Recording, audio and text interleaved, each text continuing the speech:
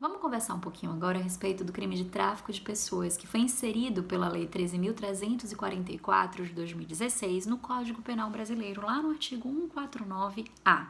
Olha o que dispõe o artigo 149-A.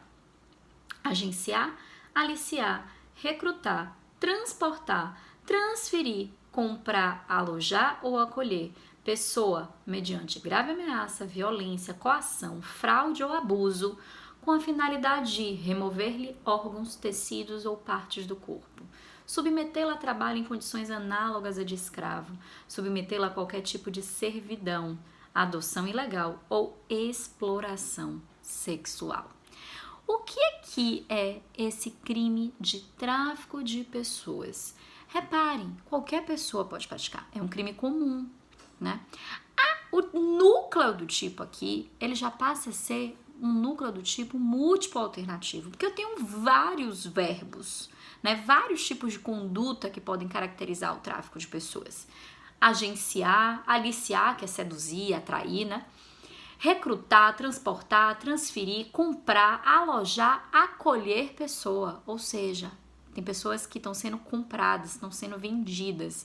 Ou tem gente que acolhe pessoas dentro da sua casa para que ela não saia, para poder submeter ela nessas condições do artigo 149-A.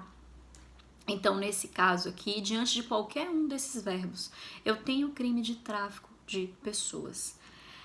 Essa forma em que a pessoa é traficada, né, para usar uma linguagem geral, é uma forma vinculada, porque existem alguns meios de fazer com que o outro entre nessa situação de pessoa traficada, né?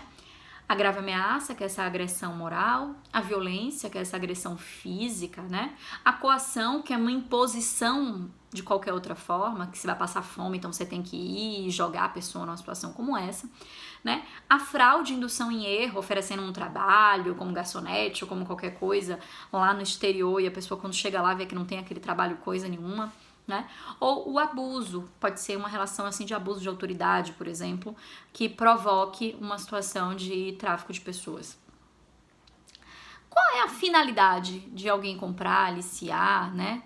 Acolher uma pessoa numa situação como essa? O tipo penal do artigo 149 é muito claro com relação às suas finalidades, o que é que caracterizaria o crime de tráfico de pessoas. A finalidade teria que ser remover órgão, tecido ou parte do corpo, ou seja, para realizar um tráfico de órgãos, né? Submeter a trabalho em condições análogas a de escravo, ou seja, estou traficando aquela pessoa para poder ela ser submetida ainda a um trabalho análogo de escravo, aquele tipo penal do artigo anterior que a gente acabou de falar no vídeo anterior, né? Submetê-la a qualquer tipo de servidão, como se fosse uma escravidão também, né? Adoção ilegal, ou seja, eu estou traficando pessoas para elas serem adotadas no exterior, de forma ilegal, de forma irregular, né? Ou exploração sexual, que normalmente é o tráfico de mulheres, né? Para exploração sexual no exterior. Isso é bem comum. Ou até de homossexuais também é muito comum. Em todas essas hipóteses, reparem que o próprio tipo penal, né? A própria forma, essa finalidade, ela caracteriza tipos penais autônomos. Ou seja, exploração sexual significa dizer que aquela pessoa vai ser vítima de estupro, né? A finalidade aqui é submeter a trabalho a condição análoga de escravo, significa dizer que aquela pessoa vai ser vítima do artigo 149. Então, nessas hipóteses, verifiquem, além do sujeito responder pelo tráfico de pessoas, o sujeito também responde pelo crime que vier a ser praticado contra aquela pessoa traficada, certo? Em concurso de crimes. São todos crimes formais, porque eles se consumam com o verbo, com o aliciar, com o acolher, né? Com os verbos, com os núcleos do tipo, independentemente do alcance da finalidade, a efetiva supressão do órgão, submissão à condição de escravo, exploração sexual, a adoção. Então, eles já estão consumados com a conduta. Não precisa do resultado esperado para poder indicar a consumação do crime. E eu tenho aqui algumas causas de aumento e diminuição de pena nos parágrafos 1º e 2º. No parágrafo 1º eu tenho a pena aumentada de 1/3 até metade se o crime for cometido por funcionário público no exercício das suas funções ou a pretexto de exercê-la, né? No inciso 2º, quando o crime é cometido contra criança, adolescente ou pessoa idosa ou com deficiência, ou seja, contra um vulnerável, né?